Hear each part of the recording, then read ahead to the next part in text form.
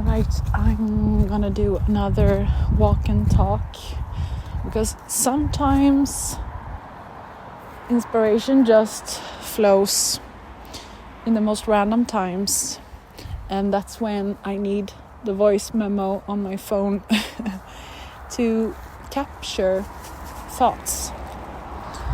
So yesterday was full moon in Pisces, and the evening I had was very Piscean, and I appreciated a lot. I was just recharging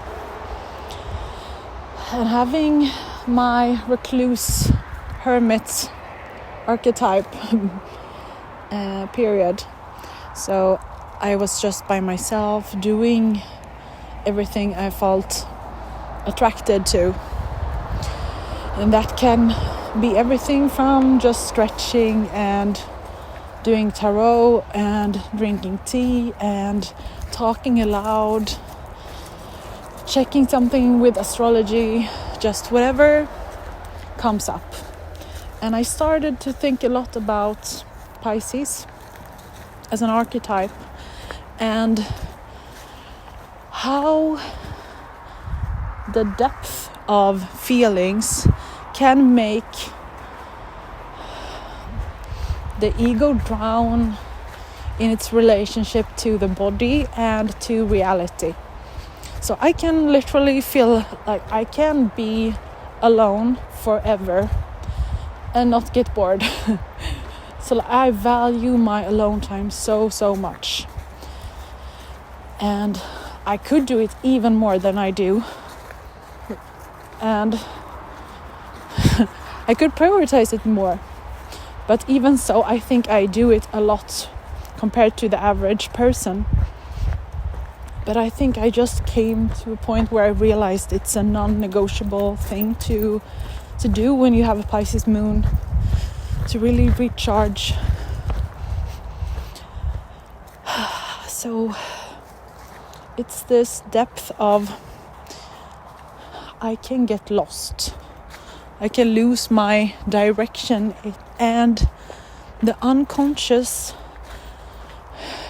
communicates in images, and those images dim my awareness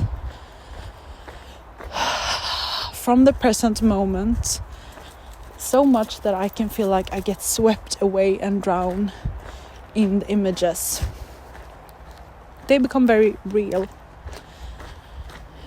And that distance from the present moment to when Pisces gets lost in their own feelings, it's this fish getting lost in the sea. And Pisces being a water sign, the most evolved, and also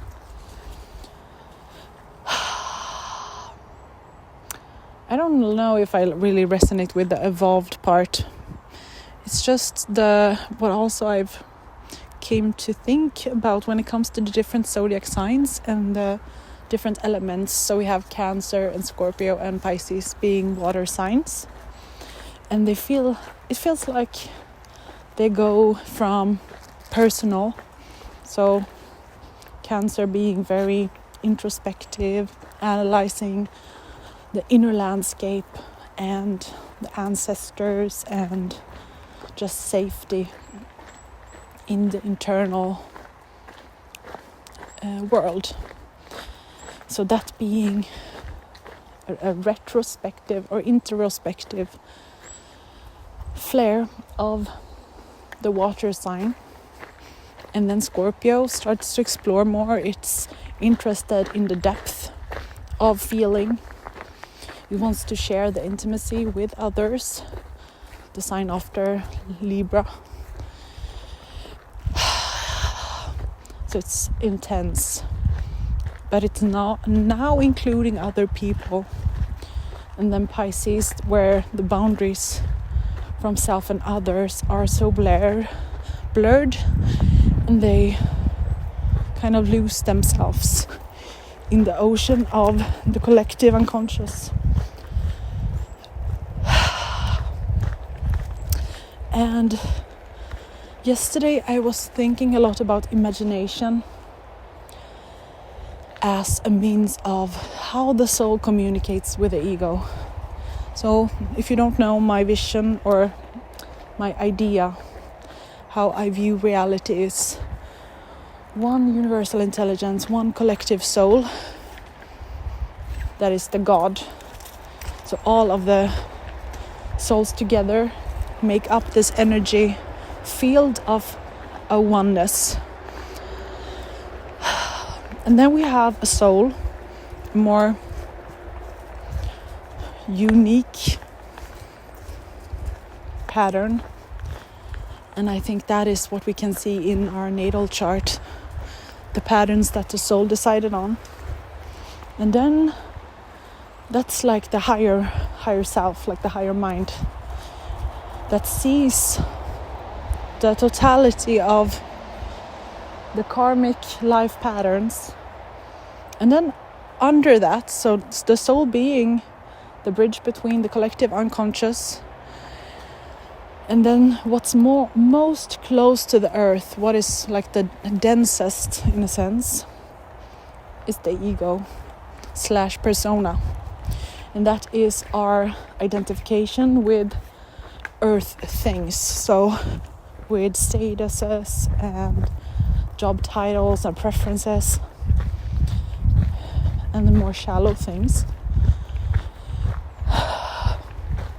And imagination feels to me like it's the communication system that the unconscious talks or speaks to us with.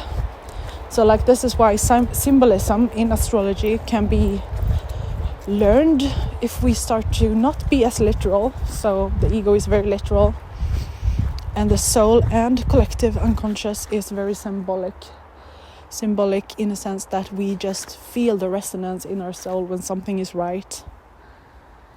And it's a journey to relearn how to trust the intuition, because the intuition is our radar of knowing what is true from the soul's higher mind perspective. So when we feel an attraction towards something, I feel like it's the soul guiding us somewhere. And that can be, so like let's say you have an attraction for starting to work as a kindergarten teacher, let's say, and you get an image from your imagination. When you see that title somewhere, you feel a draw, you feel an attraction towards that job, and you get images that are hopeful. So your imagination kicks in and you start to visualize a reality that you can picture. And that instance, your imagination guiding you and you getting feelings, positive feelings, that is imagination in works by your soul. So like your intuitive mind knows that this is something to go for. And then you get that feeling of attraction and wanting to go after it. And then what can happen is that you start to worry about reality and you get distrust because the ego starts to analyze if it's really possible. And the ego's main primary function is to protect you. So it will of course worry about finances and everything that has to do with security. So this, what I want to like put the finger on is the imagination being the soul's language. And what I thought about right now, as I'm outside with my dog in the forest, is how easy it was when I was a child to see a spot, like see a place in the forest where it's very beautiful and it just inspires this inspiration of playing something. So that can be like, I just got a picture of, like, my imagination kicks in and I play out a role of being like a mid or being like an old witch preparing a big kettle with a magic brew, and someone is just like because I used to, when I was a child, when I was very young, I was very imaginative, and I always like started to make up games with everyone. And then that kicked, like, kind of like the light dimmed out when I got conditioned around like 5 years and up from the school system and a lot of life stuff. To put it like very summarized, I have Saturn in the 5th house in Pisces, so it's a karmic thing. But like having this imaginative spark of seeing some place in the forest and being lit up with excitement for that possibility, and seeing it come to life in a place where it's not really happening, but the imagination, the attraction in the picture gives the body life. Like, it gives it this attractive pull. And then as I got conditioned, I started to not listen to it as much, because maybe it was silly or childish to play so much when I started to come into school. And maybe I can't remember a specific instance, but I'm pretty sure that sometime that I was used to like orchestrating a game, like playing with friends. And then maybe sometime in school I tried to do that and maybe someone laughed. Like, I know that this happened, but I can't recall the instance. And that kind of dimmed that light of listening to my imagination and being ridiculed for it. And that hurt that comes from they laughing at my this is very 5th house, I realize, but like they laughing at my creativity kind of made it go inwards, and shame came into the story. And then I controlled it, and this is all Saturn. And it's just after my Saturn return that I come into this kind of creativity again. Like, I haven't really identified as a creative person, but I realized that I am really drawn to creativity. And it's so weird that I haven't identified as this. Oh, it's a big street next to where the forest is, so there might be a lot of sound. Yeah, it's like so weird because I spent so much time like designing things on my computer in Photoshop, and still I didn't think that I was creative as a person.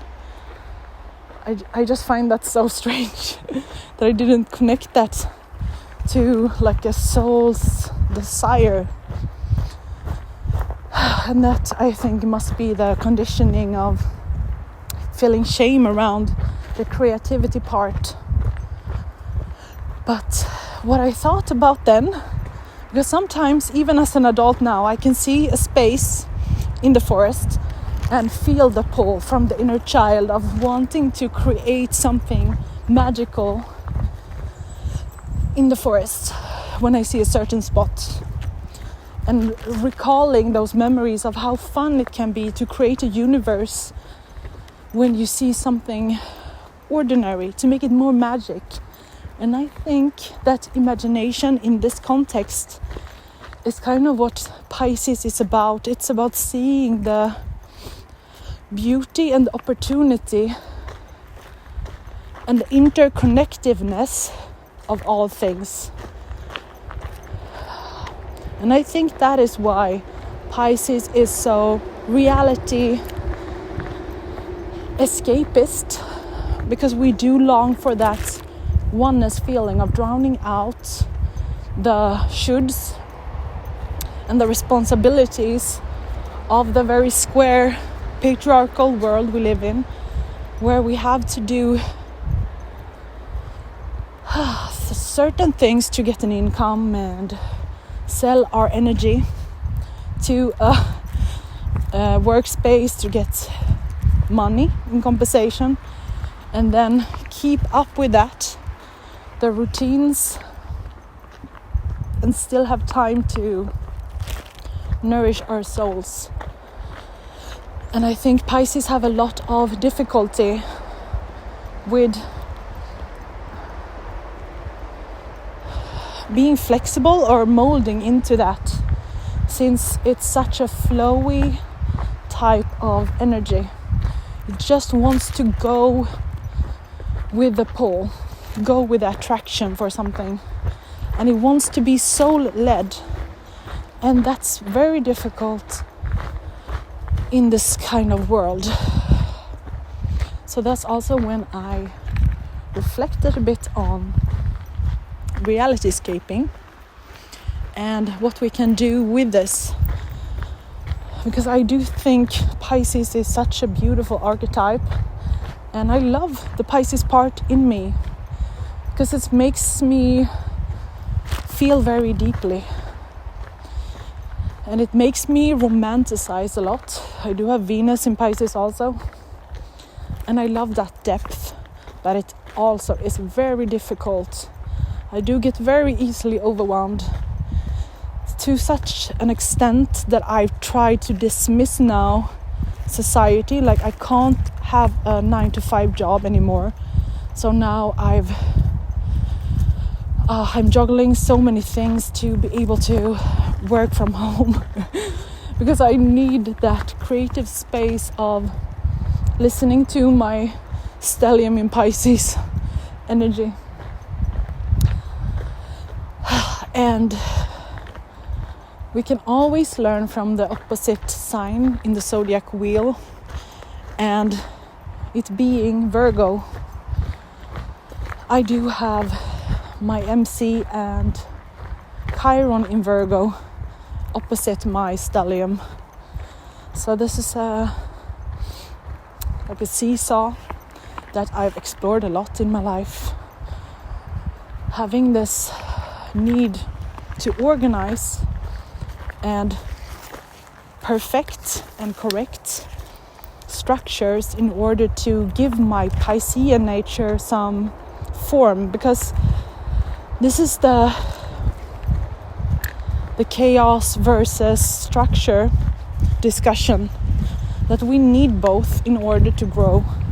But if we have too much chaos, we drown, and if we have too much structure, we dim our light.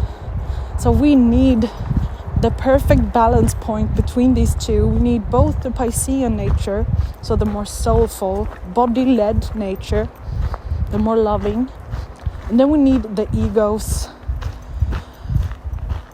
organization, more responsible nature when it comes to Pisces. I really believe this, because if the Piscean person can start to become more sustainable in all parts of life, I believe Piscean people can do so many things in this world, and it's so needed. And in one instance I can take as an example is that I do have a past of using food to overeat, to reality escape when I feel overwhelmed. And my journey has been about finding a way to keep this coping mechanism and still lose weight. And I did that when I was 18, so over 11 years ago, I got into this kind of path, and it's kind of been my entryway into spirituality and astrology as well. Well, astrology, spirituality. And it's just been this Virgoan energy that's organized and made structures around diet, and really gave me, my Piscean nature, enough structure so that I can feel held and not feel like I'm drowning in the chaos, giving myself some structure to get over my eating disorder.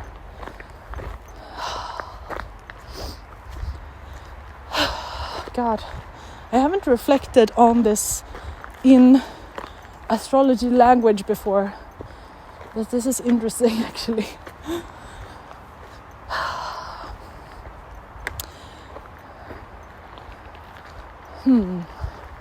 Yeah, just since when I'm recording this, it's also Virgo season. It's kind of funny also. Okay, I think that is what I wanted to talk about. I think there's something still I feel in imagination as a concept of just seeing opportunities, like it's a stencil that we put on top of our projector when we look out into the world, and this kind of like thin veil when it comes to the reality, the literal reality that we see, and our soul talking to us in our imagination, and we putting it onto the world kind of makes it so that we are both in the ego and listening to the soul at the same time, and learning to balance these two. Like, can we have connectiveness to both sides in a way? Can we listen to both the imagination, the visions from our soul, and see our literal reality? So it's the balance between the outer and the inner. I think I'm very satisfied with this explanation actually. But I want to deepen the imagination topic, so maybe I will make a second part in the future. Yeah, so thank you for listening, and I'll see you in the next video.